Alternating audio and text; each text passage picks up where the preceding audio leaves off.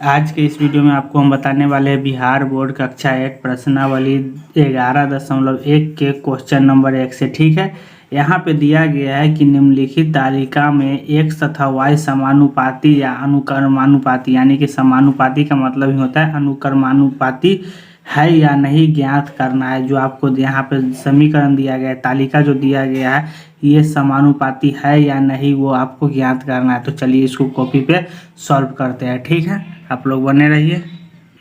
तो चलिए यहाँ पे देखिए कॉपी में लिख दिए है वर्ग 8 हो गया, प्रश्नावली 11.1 है। ठीक है, निम्नलिखित तालिका में x तथा y समानुपाती या अनुक्रमानुपाती है या नहीं, आपको क्या करना है, ज्ञात करना है। ठीक है, तो चलिए यहाँ पे देखिए सबसे पहले समानुपाती का मतलब समझिए कि क्या होता है। समानुपाती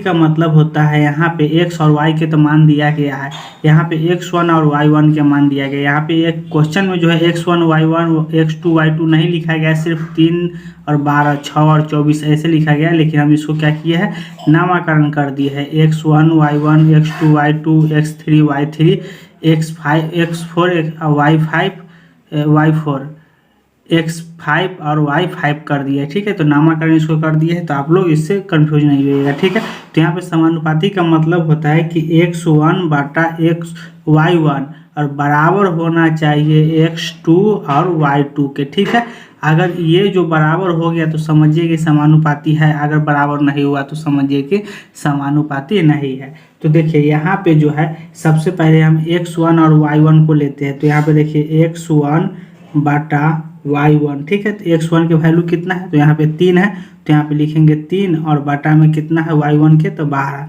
अब इसको काटेंगे तो देखिए 3 से काटेंगे तो 3 एकाएँ 3 और 3 चौका 12, तो 1 बटा कितना हो जाएगा, 4 हो जाएगा। तो चलिए ये तो ठीक है 1 बटा 4। अब जो यहाँ पे x2 और y2 है ये आता है कि नहीं 1 बटा 4, ये हमको चेक करना है। ठीक है, तो देखिए x2 और बटा में y2 को हम चेक करते हैं। तो x2 है कितना, तो 6 है, तो 6 लिखेंगे और बाटा में कितना है ये y2, तो 24 है, तो यहाँ पे हम 24 लिखेंगे। और इसको जब काटेंगे तो 6 चौक 24, 6 से काटेंगे तो 1 बटा 4 हो जाएगा। ठीक है, तो देखिए इसके बराबर ये हो गया, मतलब कि ये समानुपाती है। लेकिन सिर्फ हमको ये दोनों को चेक नहीं करना, हमको पूरा को चेक करना।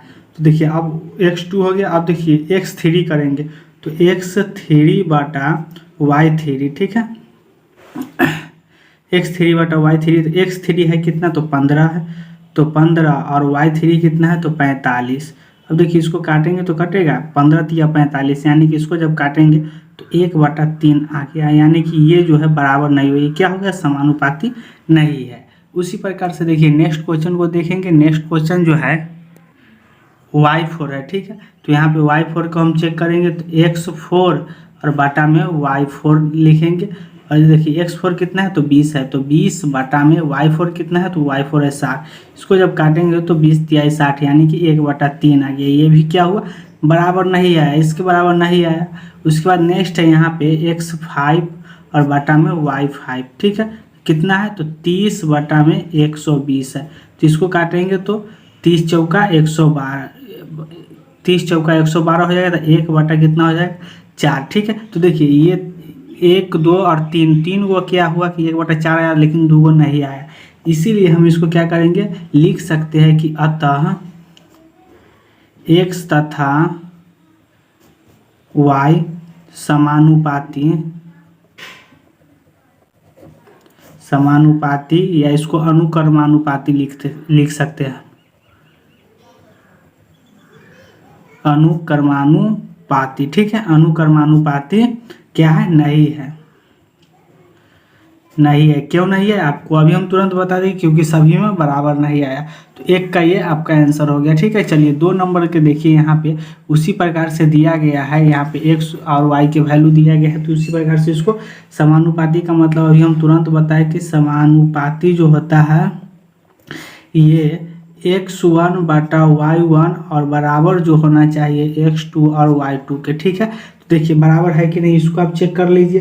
तो चेक जब करेंगे तो सबसे पहले हम x1 और y1 के वैल्यू लिखेंगे। x1 कितना है, तो 1 है, बटा में 1.5 है, तो 1.5 है। ठीक है, अब इसको देखिए यहाँ पे 1 अंक के बाद दशमलव है, तो इसको जब हम काटेंगे तो उड़ाएंगे दशमलव, तो यहाँ पे गुना 10 हो जाएगा। ठीक है, अब इसको काटिए, तब यहाँ पे कितना हो, 5 दूना के 10, अब ये हो गया, ये दशमलव हट गया तो कितना हो गया, ये 15 हो गया। तो 5 तिहाई के 15, तो कितना आ गया, तो यहाँ पे 2/3 आ गया। तो ये हो गया आपका x1 और y1 का। उसके बाद देखिए आप x2 y2 के लिखेंगे तो x2 और बटा में y2। ठीक है, तो x2 है कितना, तो x2 तो है 3 और बटा में y2 कितना है 4.5। तो यहाँ पे लिखेंगे 4.5।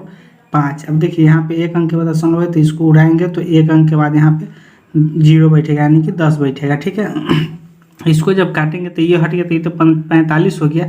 तो 5 दूना के 10 और 9 बचे के 45। उसके बाद यहाँ पे इसको काटेंगे 3 तिहाई के 9, तो ऊपर में कितना बच गया, ऊपर में 2 बच गया, नीचे में 3 हो गया। ठीक है, तो 2/3, यहाँ भी 2/3 आया और यहाँ भी 2/3 आया। उसके बाद हम x3 को चेक करेंगे, तो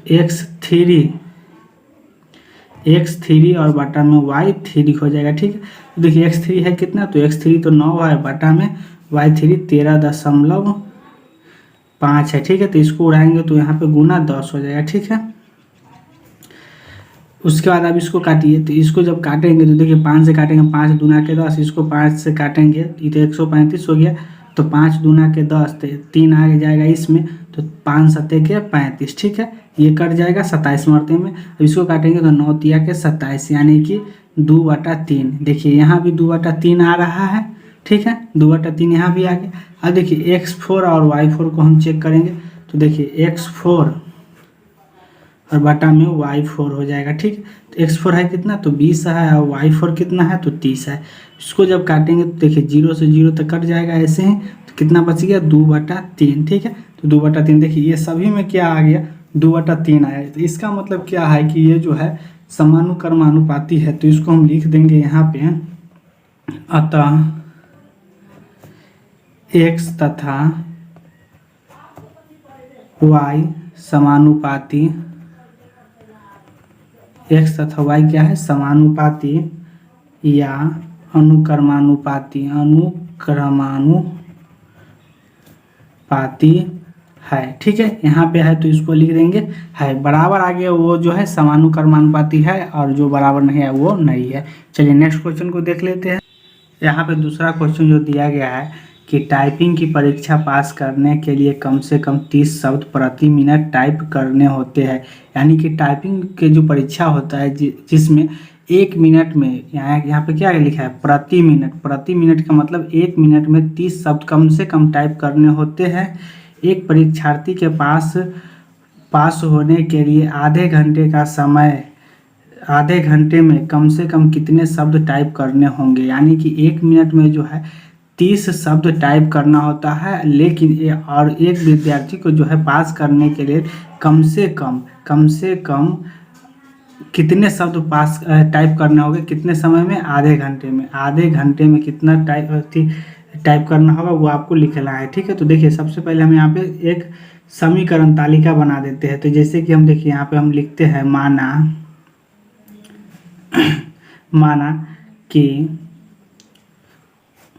माना कि टाइपिंग की परीक्षा पास करने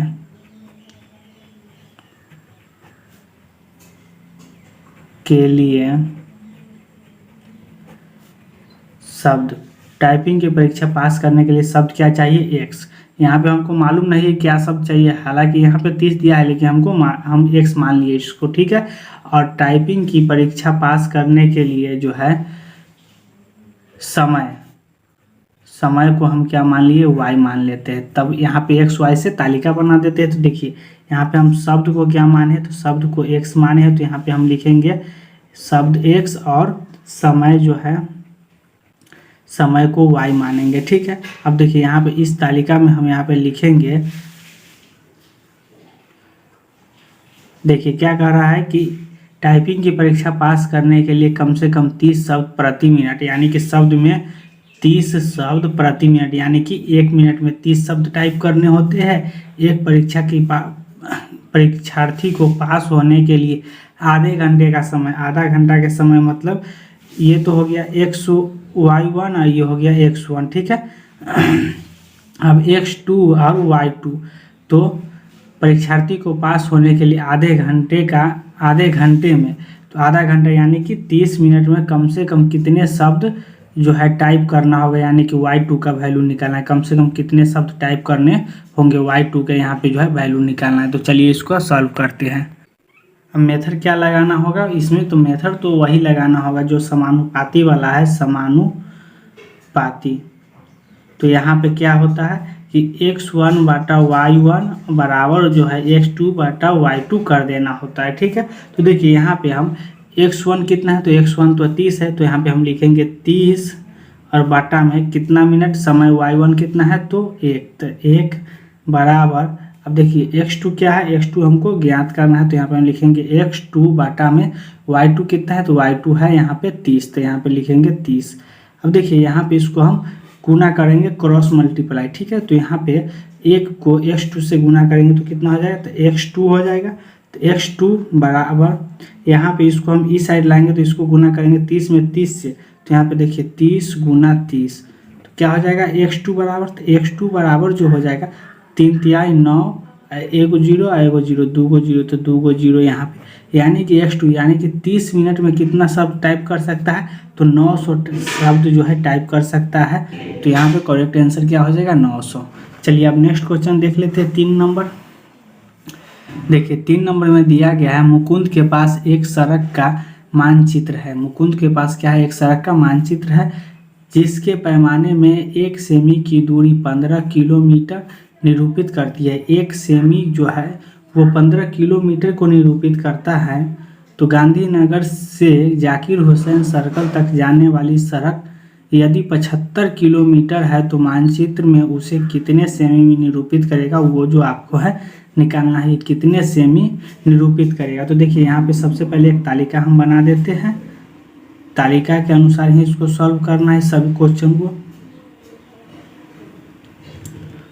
तो देखिए ये जो है तालिका है, यहाँ पे हम लिख देते हैं दूरी सेमी में, ठीक है। और यहाँ पे दूरी जो है दूरी किलोमीटर में, ठीक है। तो देखिए यहाँ पे x1 और y1 हो जाएगा। उसके बाद तो x1 कितना है, तो जिसके पैमाने में 1 सेमी की दूरी 15 किलोमीटर, तो 1 सेमी की जो दूरी है ना वो कितना निरूपित कर रहा है, तो 15 किलोमीटर, ठीक है। तो हमको कह रहा है कि निरूपित करती है, तो जाकिर हुसैन सर्कल तक जाने वाली सड़क 75 किलोमीटर की दूरी 75 किलोमीटर है। तो 75 किलो यानी कि y2 जो है 75 किलोमीटर है, तो किलोमीटर वाला में लिखेंगे तो y2 कितना है, तो 75 है। तो हमको x2 जो कह रहा है वो निकालने के लिए कह रहा है, ठीक है। यहाँ पे देखिए 75 किलोमीटर है, तो मानचित्र में उसे कितने सेमी में निरूपित किया जाएगा, यानी कि सेमी मीटर में, तो ये कितने सेमी निरूपित किया जाएगा, तो हमको y2 यहाँ पे निकालना है, ठीक है। और समानुपाती बराबर आप लोग जानते हैं कि x1 बटा y1 बराबर x2 बटा y2 होता है। तो देखिए x1 के जगह पर 1 लिखेंगे, y2 के जगह पर y1 के जगह पे 15 लिखेंगे और इसको बराबर x2 तो हमको ज्ञात करना है, तो सिर्फ इसको x2 लिखेंगे बटा y2 कितना है, तो y2 आपको 75 दिया गया है, ठीक है। अब देखिए यहाँ पे आप इसको क्रॉस मल्टीप्लाई करिए, तो क्रॉस मल्टीप्लाई करिएगा तो कितना हो जाएगा, तो इसको जब गुना करेंगे तो x2 को 15 से गुना करेंगे तो x2 गुना 15 हो जाएगा और बराबर 75 को 1 से गुना करेंगे तो 75 हो जाएगा, ठीक है। अब देखिए यहाँ पे x2 के वैल्यू निकालेंगे तो x2 बराबर 75 है, तो यहाँ पे 75 लिखेंगे, ये जो है गुना में है तो इधर आएगा तो क्या हो जाएगा, भाग में हो जाएगा, तो भाग में 15 हो जाएगा, ठीक है। इसको काटेंगे तो 15 पचे 75, 5 मरते में कट जाएगा, तो यहाँ पे x2 बराबर कितना हो जाएगा, 5 सेमी हो जाएगा, ठीक है, 5 सेमी। और ये आपका करेक्ट आंसर हो जाएगा। उम्मीद करता हूँ कि आपको समझ में आया होगा। अगर वीडियो समझ में आ रहा है तो वीडियो को लाइक शेयर सब्सक्राइब जरूर करें। मिलते हैं नेक्स्ट वीडियो में, तब तक के लिए धन्यवाद।